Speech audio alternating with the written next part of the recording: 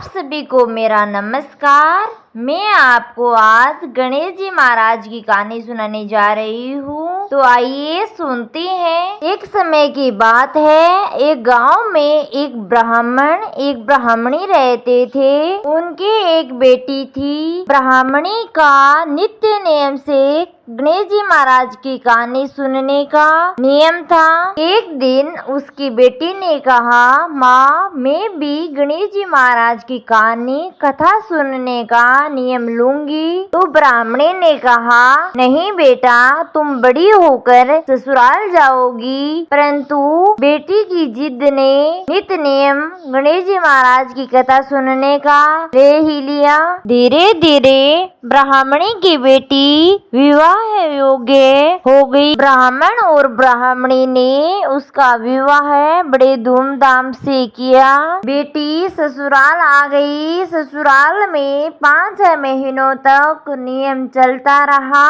एक दिन उसके ससुराल में झगड़ा हो गया। एक दिन सास और जेठानियाँ कहने लगी कि यह यहाँ आकर कहानी कथा कहने लगी है और हम सबको सारा काम करना पड़ता है। अगले दिन बहू नहा धोकर सबसे कहानी कहती रही कि मेरी गणेश जी महाराज की नित्य नियम की कहानी सुन लो। पर किसी ने कहानी नहीं सुनी। सब कहने लगे, तुम घर का काम करो, कहानी कथा के चक्कर में मत पड़ो। तो ब्राह्मणी की बेटी घर के काम करने लग गई। उसके नित्य नियम की कहानी पूरी नहीं हुई। फिर उसने खाना भी नहीं खाया। 3-4 दिनों तक ऐसा चलता रहा। रात को ब्राह्मणी की बेटी सो रही थी। तब गणेश जी महाराज ने सपने में आकर पूछा, तुम नित्य नियम का व्रत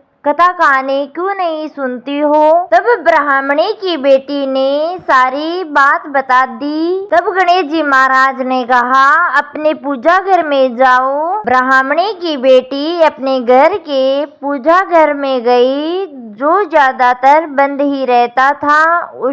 तब उसने वहां जाकर देखा कि पिंपल पंतवारी जी, तुलसी माता का बीड़ा, गंगा जमुना और स्वर्ग के लोक के सारे देवता वहाँ मौजूद थे। ब्राह्मणी की बेटी यह सब देखकर बहुत खुश हो गई। उसने सारे देवताओं की पूजा की और गणेश जी महाराज के नित्य नियम की कहानी भी कही। फिर पूजा घर का दरवाजा बंद करके खुशी खुशी रसोई घर में आ गई और भोजन करने लगी। जेठानियों ने ताना मारते हुए बोला कि क्या हुआ तेरे नित्य नियम का? भूख के मारे सारे नियम तोड़ दिए क्या? बहू बोली, मैंने तो नित्य नियम का नियम पूरा कर लिया। सास और जेठानियाँ बोली कि हमने तो तेरी कहानी सुनी ही नहीं, तो तेरा नियम कैसे पूरा हुआ? बहू बोली, मेरे घर सारे देवी देवता, पीपल पथवारी माता, गंगा जमुना, तुलसी माता का बीड़ा और गणेश जी महाराज विराजमान हैं। मैंने उनकी साक्षात पूजा करके इन्हें सभी को कहानी कथा सुना दी। यह बात सुनकर सास और जेठानियों को विश्वास नहीं हुआ।